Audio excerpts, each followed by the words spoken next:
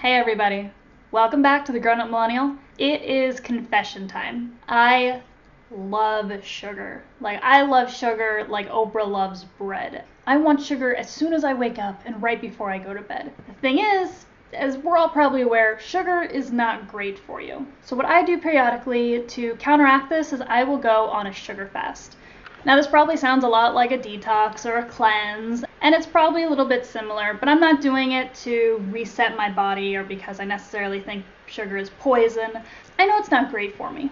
I do a sugar fast for a couple reasons. First, a sugar fast makes me more aware of how much sugar I'm consuming generally. I know that I eat a fair amount of it, but there's a lot of hidden sugars in our foods and we don't often think about them. Doing a sugar fast always makes me more aware of how much added sugar. So when I'm eating a cookie and I think, well, I haven't had anything sugary today, this is like a little treat, I start to remember, well, there's sugar in that thing and in that thing and in that thing that I don't necessarily think of as having a ton of sugar in them. Second, part of the reason people eat so much sugar is because they get really used to it. When you first drink soda, for example, it's really, really sweet, but if you drink it every day or even every other day, you don't notice how sweet it is. But when you get off it for a while and you drink it again, you're like, wow, this is really sweet. And that's sort of what I'm trying to do with my taste buds, is I want to really reduce how much sweetness I'm tasting so that I just don't eat as much sugar because I'll notice how sweet things taste. I also do it to moderate my energy levels and my mood. I know that sugar tends to give me a high and then I crash, particularly like middle of the afternoon.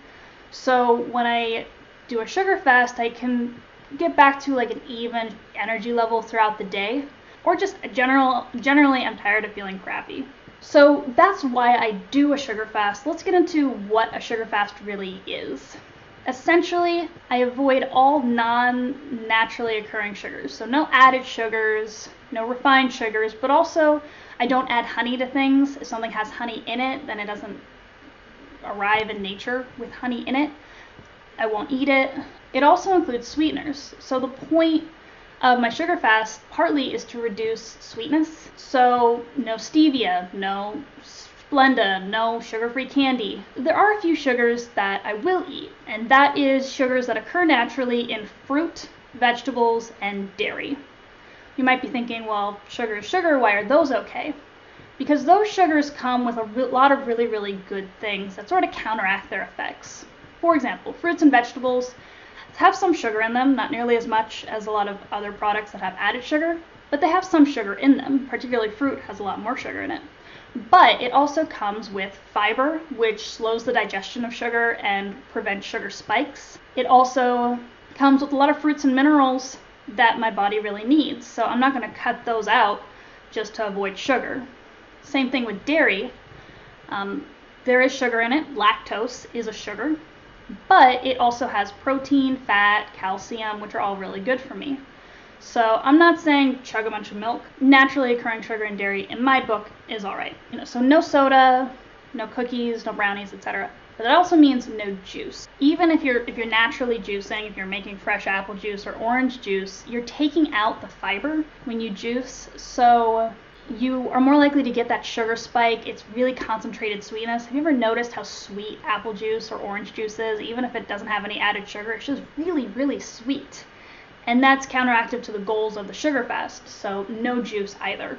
So if I haven't scared you off yet of a sugar fast, let's talk about how to actually do a sugar fast. So step one would be learning how to identify added sugars. When you start a sugar fast, you'll probably be really surprised by what else has sugar in it. This is where reading labels becomes very important. To sort of demonstrate this to you, I went rooting through our pantry and our fridge and freezer to show you some unexpected foods that have a lot of sugar in them. And if I was able to, I also pulled out some alternatives that you can look to during a sugar fast, or in general if you're just trying to reduce your sugar in general but don't want to do a sugar fast. So let's get started. A lot of condiments have a ton of sugar. Ketchup, barbecue sauce are both have a ton. There are a few condiments that don't. Mustard doesn't, but you want to read those labels very carefully. Salad dressings are also a huge culprit. You have particularly low-fat salad dressings When they take out the fat, what they end up doing is adding a lot of sugar. You can make your own vinaigrettes. You can use olive oil, balsamic vinegar, lemon juice. Basically the best way to ensure that your salad dressing isn't loaded with sugar. Peanut butter is a big one. I never noticed how much sugar is in peanut butter, but there's a ton. Skippy, Jif, Peter Pan, all those just regular peanut butter brands have a ton of sugar in them. However, you can look to natural peanut butter, which sounds more hippie than it is. It's literally just peanuts and salt. Jams and jellies have a ton of sugar in them, pretty much just fruit and sugar. Pasta sauce has a ton of sugar, added sugar, because tomato is so acidic, and it helps it last longer on the shelf. Soups, canned soups also have a ton of sugar. Make your own soup, or if you have a brand that has no sugar in it, awesome. So I said dairy is okay, but you have to be careful about flavored dairy or flavored yogurt specifically. So plain yogurt doesn't have any added sugar, but pretty much all flavored yogurts do. So vanilla, strawberry, even if it has fruit added, it's still also going to have sugar added. What you can do is just take plain yogurt and add fruit yourself to make sure that a bunch of sugar hasn't been added. A lot of canned fruits are canned in syrups, and syrup literally just means sugar and water. That's a lot of added sugar. You can find fruit that has been canned in its own juice. I know we said juice isn't okay. I'm going to let you decide on your own whether that's all right. Breads are another big one. Most of them do have added sugar, either as high fructose corn syrup or even honey. So read your bread labels carefully. So yeah, it's kind of crazy how much sugar is in everything. And that's not even an exhaustive list. That's just what I found in my pantry. So when you're grocery shopping, when you pick something up, flip it over, look at the label on the back, and read not just the little grid, but also read the ingredients, and you'll see whether sugar has actually been added. Now the problem with this is that sugar has a ton of different names. So you will see it just says sugar, but it also will say honey, molasses, high fructose corn syrup. Anything ending in OSE, OS, is a sugar. So dextrose, lactose, glucose, fructose, maltose, all sugars. In the description box below, I will link to a list of a bunch of different names for sugar. You don't have to memorize them necessarily, but you'll start to notice a pattern. So you have to keep that in mind, that sugar doesn't always go by the name of sugar. So now that you know what you should sort of be avoiding, what you'll be cutting out in a sugar fast, you need to set a time frame. Personally, my sugar fasts usually go about a week or two. I really like that personal challenge that, can I cut this out to cold turkey? Other people want to do it gradually and work their way up. Both methods are fine. It really depends on how you motivate yourself. But you want to have a set time frame. If you do this vague, well, I'm just going to cut out sugar, it's not going to work. You want to have an end goal so that those days where it's like, oh, I really want sugar, this really sucks, you can say, you just have to get through 2 more days. You just have to get through 3 more days. You just have to, whatever your time frame is.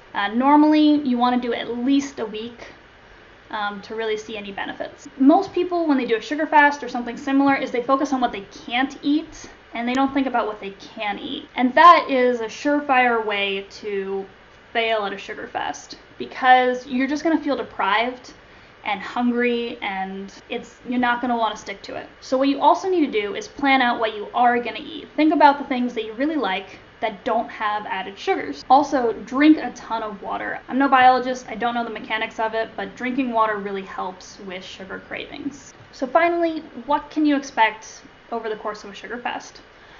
So most people are going to go into something that resembles withdrawals for the first 4 to 7 days. So you might get cranky, you might really crave sugar, either because you're not having any, or because as soon as you tell yourself that you can't have any, that's all you want. Your energy levels might fall, you might just generally be kind of moody and cranky.